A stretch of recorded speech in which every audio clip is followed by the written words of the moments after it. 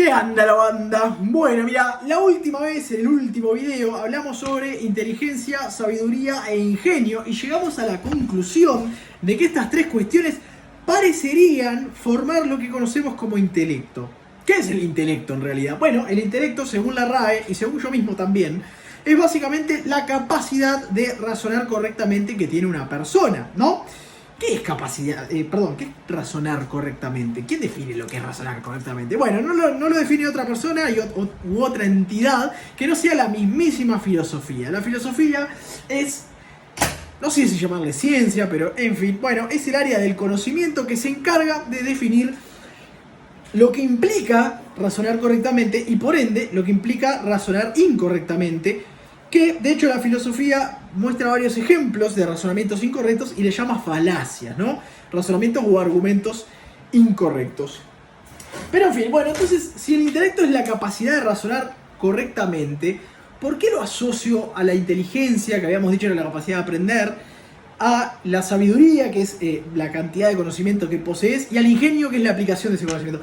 Porque básicamente razonar tiene tres grandes patas, que son crear conocimiento, ¿no? Mediante el razonamiento vos sos capaz de crear nuevo conocimiento. Por eso yo había dicho en el video sobre la sabiduría y la ignorancia, que en realidad el ignorante activo, el ignorante nivel 2, es aquel que ni siquiera se dedicó a pensar en eso que no sabe, ¿no? ¿Por qué? Porque pensar ya es una manera de empezar a saber.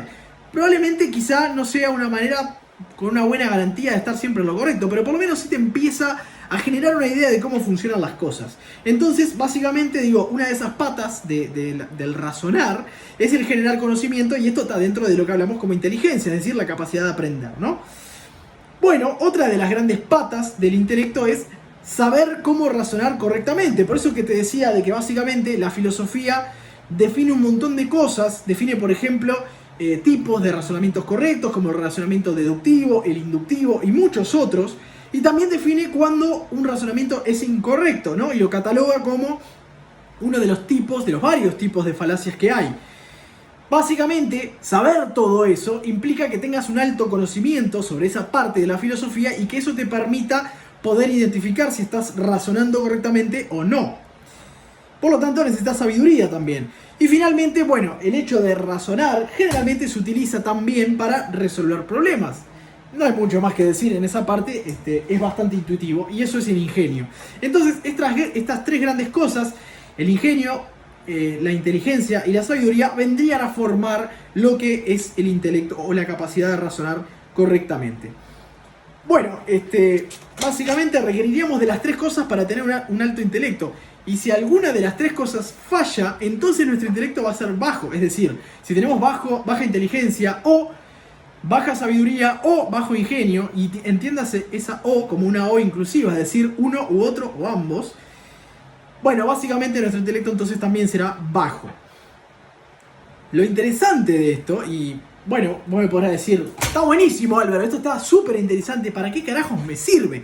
Bueno, lo cierto es que el intelecto es medible, y en realidad se viene haciendo desde hace mucho tiempo con una métrica conocida como el coeficiente intelectual, o IQ en inglés.